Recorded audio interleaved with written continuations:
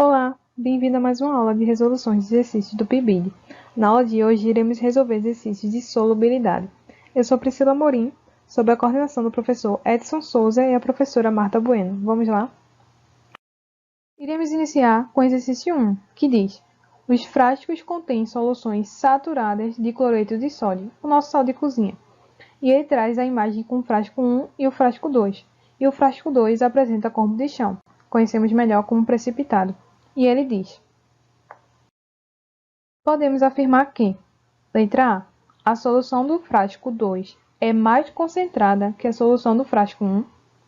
Letra B, a solução do frasco 1 possui maior concentração. Letra C, as soluções dos frascos 1 e 2 possuem igual concentração. Ou a letra D, será preciso adicionar mais cloreto de sódio no frasco 1. Lembrando que na questão ele disse que as duas soluções são soluções saturadas. Então, para poder resolver essa questão, temos que relembrar os conceitos de soluções insaturadas, saturadas e supersaturadas. As soluções insaturadas são aquelas que o soluto ainda não atingiu o coeficiente de solubilidade. Como assim? Irei usar como exemplo o cloreto de sódio mesmo, onde, numa temperatura de 20 graus Celsius, ele possui um coeficiente de solubilidade de 20 gramas em 100 ml de água.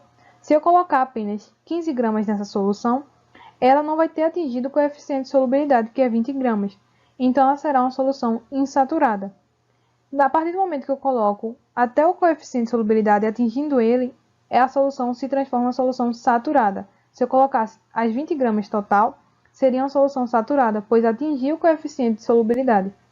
E soluções supersaturadas são aquelas que passam do coeficiente de solubilidade, ou seja, possuem mais soluto dissolvido do que em condições normais. O que ele faz? Ele coloca mais soluto do que o coeficiente de solubilidade em uma maior temperatura, coloca essa solução em repouso para que ela volte à temperatura original e assim ela se transforma em uma solução supersaturada. Voltando para a questão, o que ele quer saber? Se a solução do frasco 2 ela é mais concentrada que a solução do frasco 1, se as duas são duas soluções saturadas, será mesmo que uma possui maior concentração que a outra? Não. As duas soluções elas possuem concentrações iguais por serem soluções saturadas. Assim, a questão que mais se encaixa é a alternativa C, que diz: as soluções dos frascos 1 e 2 possuem igual concentração. Ok? Vamos para a próxima. Partindo agora para o exercício 2, que diz: o gráfico abaixo indica as curvas de solubilidade de 4 diferentes sais, onde encontramos o clorato de sódio, o nitrato de potássio, o cloreto de amônio e o cloreto de sódio. E a questão fala: quais destes apresenta maior solubilidade a 40 graus Celsius? Então, teremos que analisar o gráfico para poder encontrar a resposta. Então, se ele quer saber qual desses sais possui maior solubilidade em 40 graus Celsius, devemos ir num gráfico e ver se no eixo X possui valores de temperatura que vai de 20 graus a 100 graus Celsius e no eixo Y possui valores de solubilidade que vai aumentando de 40 gramas a 200 gramas em 100 gramas de água. É só a gente fazer uma relação de que ele quer saber em 40. A gente vai marcando aqui no próprio gráfico 40, vai subindo até o último sal e marcar onde o último sal alcançou. Então, qual sal possui a maior curva de solubilidade? Podemos visualizar que é o clorato de sódio. Então, a resposta correta é a letra A, clorato de sódio. Vamos agora para o exercício 3, que diz: a uma solução de cloreto de sódio foi adicionado um cristal desse sal e verificou-se que não se dissolveu, provocando ainda a formação de um precipitado. Pode-se inferir que a solução original era estável, diluída, concentrada ou supersaturada. Bom, vamos entender. Ele tem uma solução de cloreto de sódio e ele adicionou um cristal desse mesmo sal e verificou que não se dissolveu e, além de não se dissolver, formou um precipitado no fundo da solução. Então, ele quer saber se a solução original de cloreto de sódio ela era estável, diluída, concentrada ou supersaturada. Então, para isso poder acontecer, a solução ela teria que ser supersaturada, pois apresentava mais soluto dissolvido do que em condições normais, fazendo com que ela fosse instável, e por isso que ao adicionar um soluto a mais, adicionar o cristal, fez com que ela se precipitasse. Então a alternativa certa é a alternativa D, que é supersaturada. Vamos agora para o exercício 4, que diz: ao acrescentar 652,5 gramas de nitrato de sódio, NaNO3, a 700 gramas de água a 20 graus Celsius, obtém-se uma solução saturada desse sal. Encontre a solubilidade do nitrato de sódio em 100 gramas de água nessa temperatura. Ele quer que a gente descubra a solubilidade do nitrato de sódio em 100 gramas de água na mesma temperatura.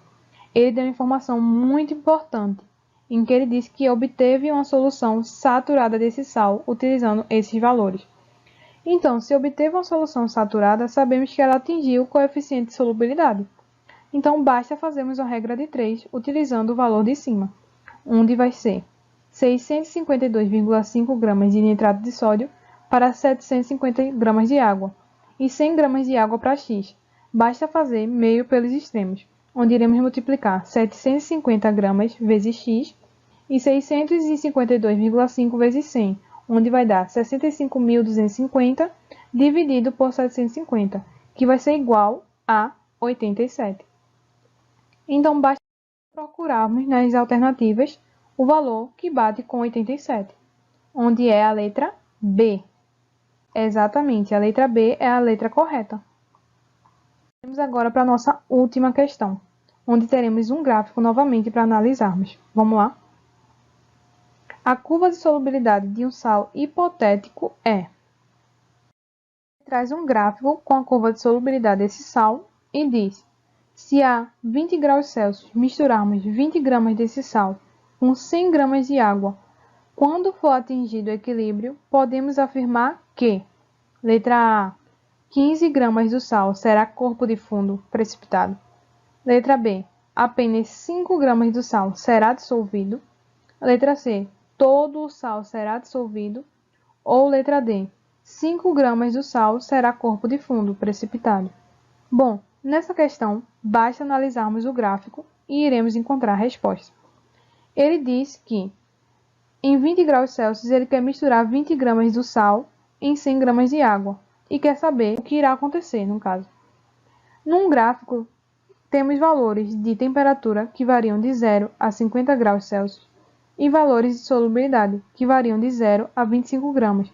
E ele traz uma informação importante, que é que esses valores estão relacionados com 100 gramas de água, que é o que ele pediu na questão, que ele quer adicionar 20 gramas do sal em 100 gramas de água. Então, basta vermos qual é o coeficiente de solubilidade em 20 graus Celsius, se bate com o valor que ele quer adicionar. Então, vamos no gráfico ver. Aqui está 20 graus Celsius. Quanto é o coeficiente de solubilidade em 20 graus Celsius? Onde a reta parou, passou por aqui. Então, o coeficiente de solubilidade em 20 graus Celsius será de 15 gramas. E quanto foi que ele adicionou? Ele adicionou 20 gramas. O que irá ocorrer? 15 gramas vai ser dissolvida, que é conforme o coeficiente de solubilidade, e 5 não será. Qual será a alternativa correta? 15 gramas do sal será corpo de fundo? Não. 15 gramas do sal será dissolvida, não corpo de fundo. Apenas 5 gramas do sal será dissolvida? Também não. 5 gramas do sal será corpo de fundo ou precipitado e não apenas 5 gramas será dissolvida. Todo o sal será dissolvido? Também não. Então, a alternativa correta é a alternativa D, que diz que 5 gramas do sal será corpo de fundo.